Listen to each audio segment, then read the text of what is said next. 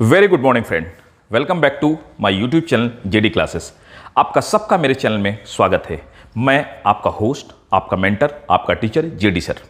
मैं आपके लिए आज फिर से बायोलॉजी का एक नया टॉपिक लेकर के आया हूँ। लास्ट क्लास में मतलब लास्ट वीडियो में मैंने आपको बताया था कि किंगडम फंजाई के जनरल फीचर्स क्या होते हैं, और मैंने आपको एक बात और बताया था कि इसका सेक्सुअल और एसेक्सुअल रिप्रोडक्शन दोनों ही बहुत वाइड है, बहुत कॉम्प्लेक्स है। एक क्लास में, एक वीडियो में कवर कर पाना पॉसिबल नहीं है। इसलिए मैं आपके लिए एक नया वीडियो स्पेशली लेकर के आया हूं फंजाई किंगडम के एसेक्सुअल रिप्रोडक्शन में, टाइप्स ऑफ स्पोर में। आप जाकर के देखिएगा, नीट के, जिपमर के और एम्स के क्वेश्चंस में उनमें इनके बारे में पूछा गया है। आपके स्कूल के एग्जामिनेशन में भी फ्रीक्वेंटली क्वेश्चन पूछे आते हैं। ओइडिया को डिफाइन कीजिए, कोनिडिया को डिफाइन कीजिए, क्लेमाइडोस्पोर को डिफाइन कीजिए, इस तरह के क्वेश्चंस आते हैं। तो इसलिए मैं सेपरेट वीडियो लेकर के आया हूँ।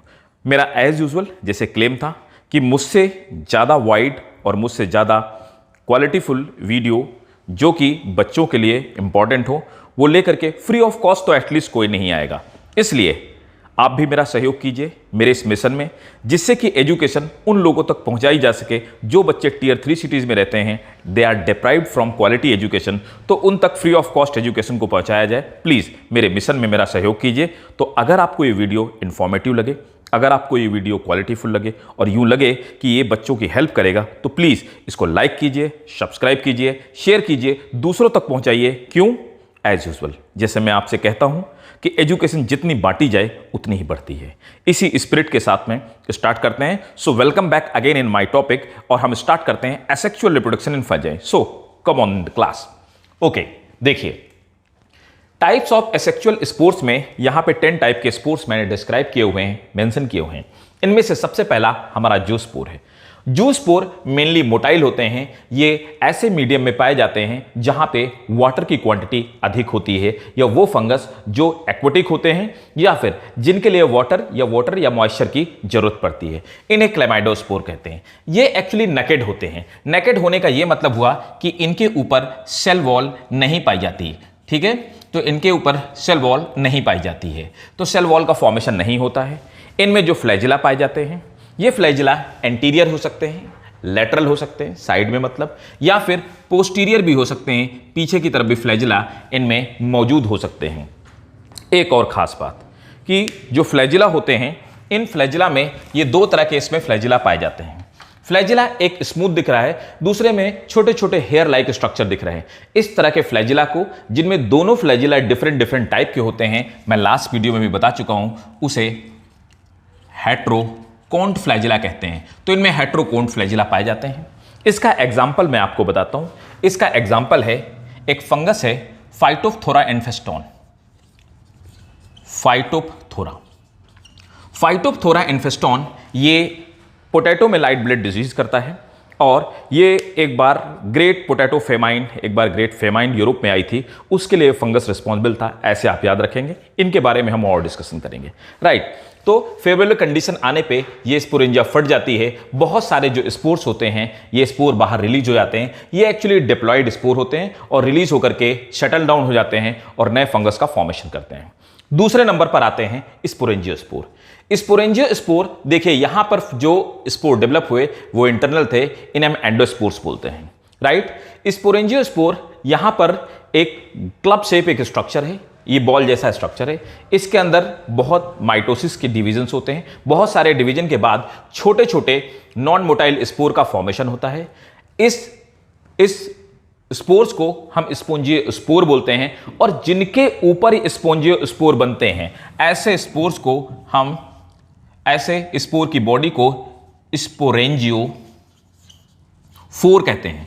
फोर मीन्स होता है बियरिंग, स्पोरेंजिया को बियर करने वाला, इस स्ट्रक्चर को स्पोरेंजियोफोर कहते हैं। इसके अंदर जो स्पोर हैं, इन्हें स्पोरेंजियोस्पोर बोलते हैं। ये नॉन मोटाइल होते हैं, एयर के थ्रू स्प्रेड होते हैं, और बहुत ज्यादा क्वांटिटी में इनका फॉर्मेशन होता है। ये फैल करके नए फंगस का फॉर्मेशन करते हैं, सुटेबल मीडियम में जर्मिनेट कर जाते हैं। ये इसका जो बेस्ट एग्जांपल है वो म्यूकर और राइजोपस। तो स्पोरेंजियोफोर या आपका स्पोरेंजियोस्पोर, ये राइजोपस एंड म्यूकर।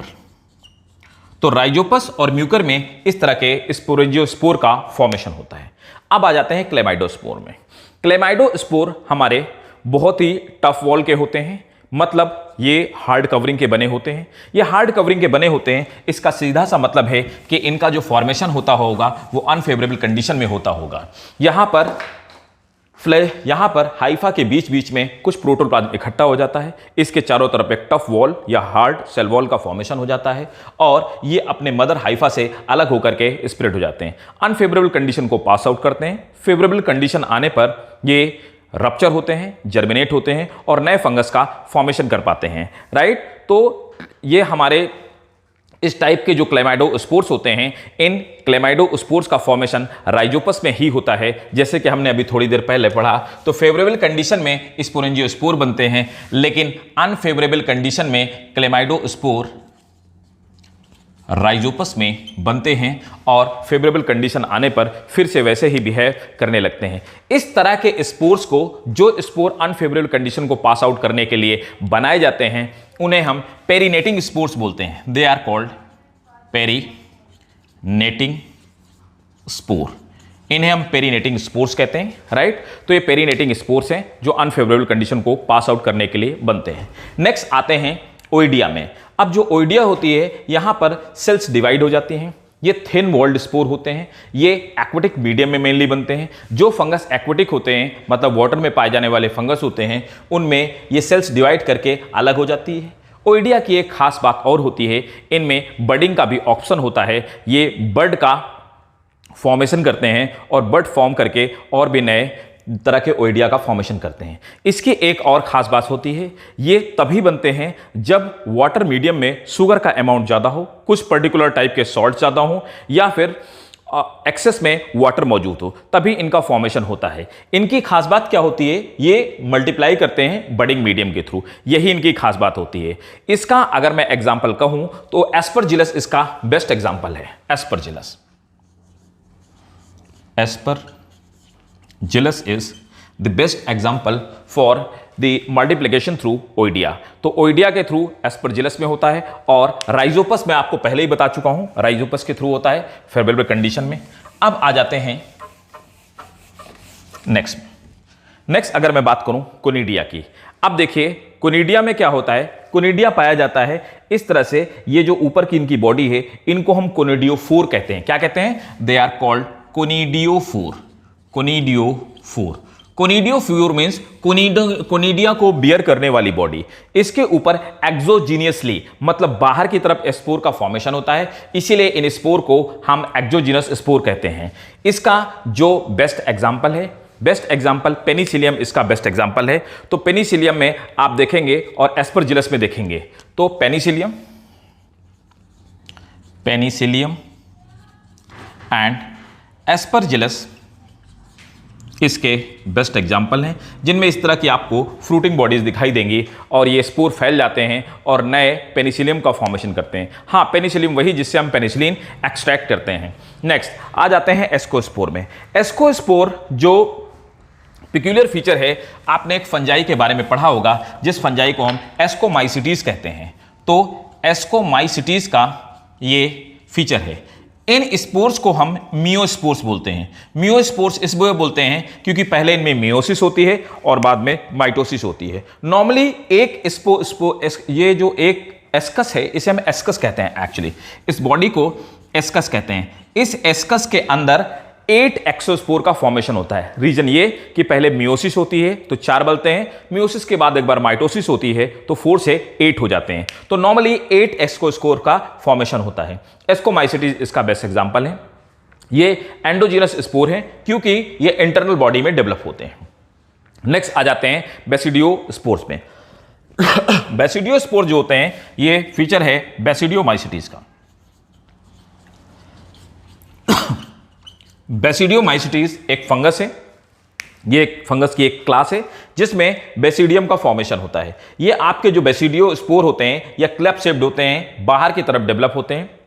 ये भी फेवरेबल कंडीशन में डेवलप होते हैं। They are also a type of meiospores. तो बेसिडियोस्पोर भी मियोस्पोर्स होते हैं, मतलब ये हैप्लॉइड होंगे और मियोसिस के बाद बनेंगे, तो ये भी हैप्लॉइड होंगे और आपके ये भी हैप्लॉइड होंगे। अब कुछ स्पेशल टाइप के स्पोर्स की बात करते हैं। They are binucleated spore, aecidiospore, uredospore and teleutospore. Binucleate जो स्पोर होते हैं, ये बाइन्यूक्लिएट हाइफा से इनका फॉर्मेशन होता है, तो they are produced by this binucleate Haifa.